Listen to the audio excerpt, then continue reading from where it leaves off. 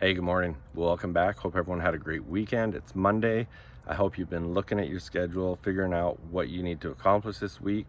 And let's make sure that on Friday we can look back and say, yes, these are the things I accomplished and I had a successful week. So make sure today you're figuring that out. What do you need to accomplish by Friday to be able to look back and say you had a successful week? And what do you need to accomplish today so that tonight you can say, I had a great, productive, successful day? Make sure you're looking at those things and get it figured out. Go to jeffhagee.com and check out my blog today. I had an opportunity to be on the cover of a magazine that just got released today, Savvy the Business Magazine, and I'd love you to see that and check it out. And if you go to jeffhagee.com to my blog, you'll be able to get a digital copy of that and share it if you can. That'd be great.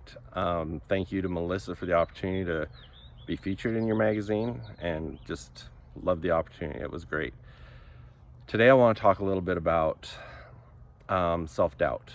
I've had some conversations with some people that are struggling with some decisions they're making. They've had some tough things happen during this coronavirus, and they're trying to figure out where they're going to go with things. But really the reason they're not moving forward is because they've got some self-doubts and the negative talk they're giving themselves and the worries about other people. One of the things that was said to me a few times was they were worried about what other people were going to think or what other people thought. And the reality is, you first of all, you've got to look out for, number one, for you and your family, and what you need to do to take care of yourself and the things that you're responsible for. But the fact is, all the things that you're worried about, what other people are thinking, what other people are saying, they've got their own worries. They're not thinking as much about you as you think they are.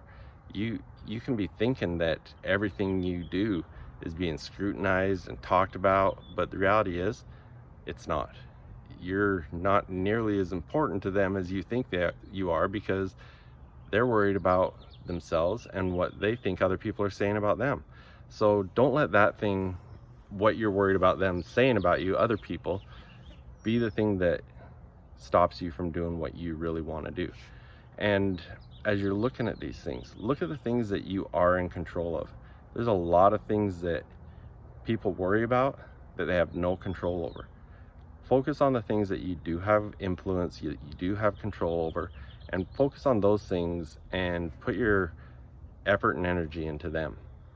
And the last thing, just, still goes along with those lines, is as you're looking at opportunities, as you're looking at your future, different things, when you start having that negative talk, just convince yourself not to believe your own lies, because many of the things that we tell ourselves never come to fruition. Look at all the different times in your life that you've been trying to do something and you had all these negative things in your mind that this could go wrong, that could go wrong, and it never happened. Really focus on the things that you can control and figure out where you want to go with things and move forward. Don't believe the lies. Don't worry about what everyone's thinking. Make sure you're doing what's best for you and your family and the significant people in your life, and focus on success. Make sure that you're focused on putting the things in place that are going to lead you to success, and go for it. There's a lot of things. I remember being in positions, for example, when I was in the banking industry, and I got put in my first position as a bank manager, and I was nervous because I had people working for me that had been in the banking industry longer than I had been alive, and my confidence was really low. And a lot of negative self-talk was going on there. Why am I here? Why do they think I can do this? Why would these people listen to me? How can I lead these people? And it really took a while for me to build up my confidence to lead them well and do well in that position. But if you go check out my momentum series at jeffhagee.com, it's free. The very first video talks about building your confidence and how to do that. And that's something I think anyone that's looking at any of these changes right now and making changes in their lives will definitely benefit from that. So go check that out and see if that can help you. Again, I want to thank everyone that's given me feedback. One of the things that I used to always think, I grew up in a small southern Alberta town, lived most of my life there. And, can someone from a small town end up having any influence, end up doing anything big?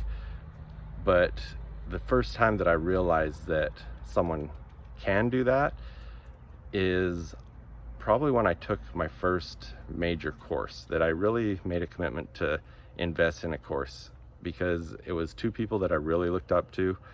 I didn't know them.